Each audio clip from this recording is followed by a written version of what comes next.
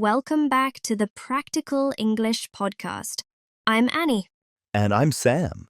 It's great to be here for our second episode. In our first episode, we talked all about building your confidence when you're speaking English. That's right. And today we're going to build on that.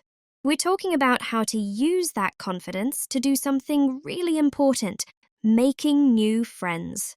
It's such a big reason why people learn a new language, isn't it? To connect with people. Exactly. So we're going to keep it relaxed and friendly, as always. And if you want more episodes like this to help you learn English faster and feel more confident, it would be amazing if you could take just a second to click that subscribe button. Yeah, it really helps us out. Okay, so making new friends in English. Let's get into it. Let's... So, starting a conversation with someone new can feel, well, a little stressful, especially in a second language, right? Oh, definitely. Even if you understand English really well, that first moment of saying hello can feel like a huge challenge. You worry about what to say or if you'll make a mistake. Right. And we just want to say that is completely normal. Everyone feels that way sometimes. Even native speakers do. It's so true. So today, we're not going to give you a grammar lesson. We're just going to share some simple, practical tips for how to start those conversations and build a connection in a natural way. So, where do we start, Annie? What's the first step? I think the key is to start simple. You don't need a perfect opening line. You can just make a comment about the situation you're both in. Okay, like what?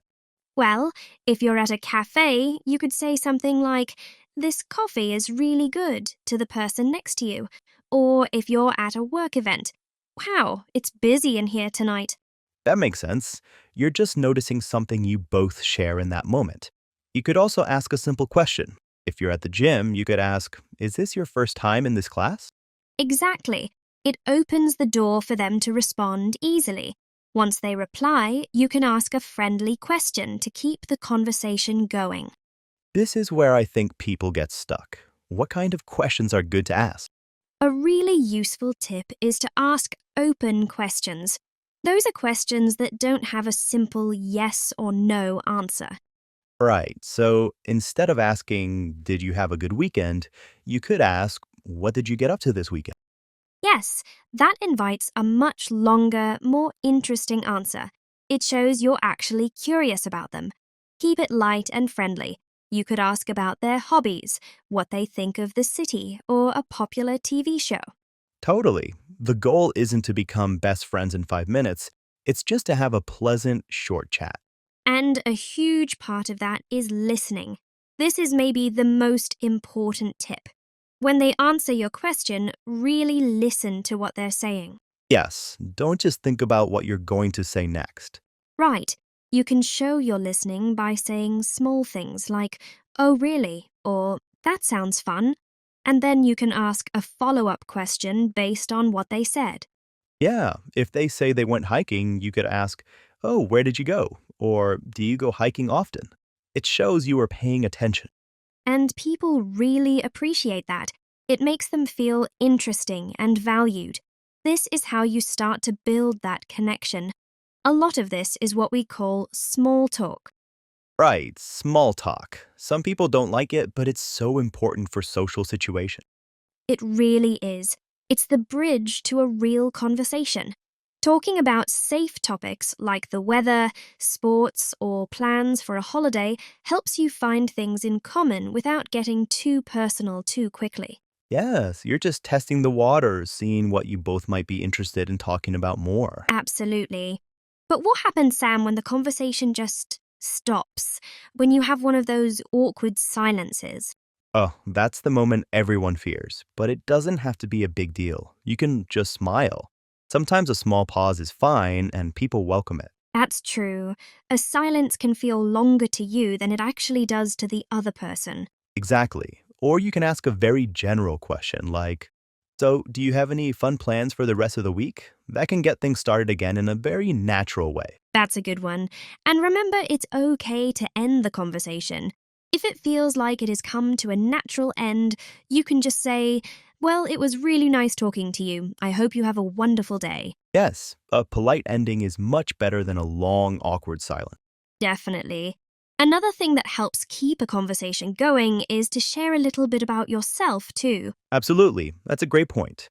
It shouldn't feel like an interview where you're just firing questions at them and they feel bombarded. Right. If they tell you they love reading, you could say, "Oh, me too. Have you read any good books lately?" It turns it from an interview into a genuine conversation. It's a two-way street. That's the key. Sharing and listening. That's how friendships actually start. And so much of that sharing and listening isn't just with our words, but with our body language as well. How you hold yourself can make a huge difference in how approachable you seem. That's a fantastic point, Annie. Something as simple as a genuine smile can be a universal sign of friendliness. It tells people you're open to a conversation.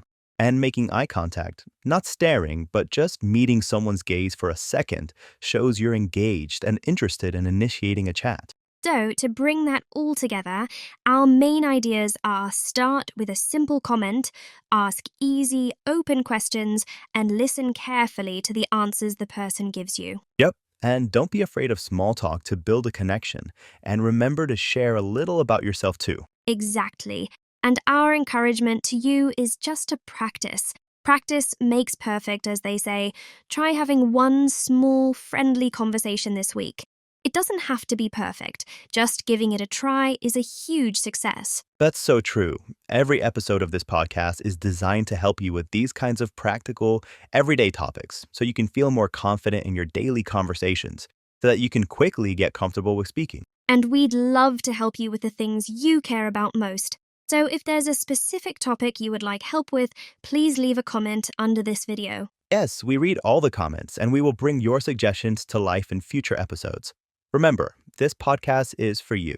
Thank you so much for listening today. It was lovely to chat with you today.